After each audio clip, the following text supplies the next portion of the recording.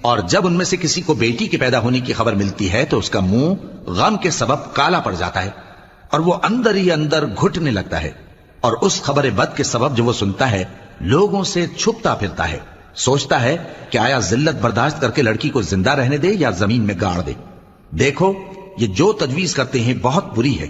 جو لوگ آخرت پر ایمان نہیں رکھتے انہی کے لیے بری مثال ہے، اور اللہ کو صفت اعلیٰ زیب دیتی ہے اور وہ غالب ہے، حکمت والا ہے۔ اور اگر اللہ لوگوں کو ان کے ظلم کے سبب پکڑنے لگے تو ایک جاندار کو زمین پر نہ چھوڑے، لیکن ان کو ایک وقت مقرر تک مہلت دیے جاتا ہے، پھر جب وہ وقت آ جاتا ہے تو ایک گھڑی نہ پیچھے رہ سکتے ہیں نہ آگے بڑھ سکتے ہیں۔ اور یہ اللہ کے لیے ایسی چیزیں تجویز کرتے ہیں جن کو خود ناپسند کرتے ہیں،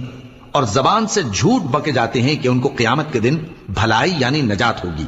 کچھ شک نہیں کہ ان کے لیے دوزخ کی آگ تیار ہے، اور یہ دوزخ میں سب سے آگے بھیجے جائیں گے۔ اللہ کی قسم ہم نے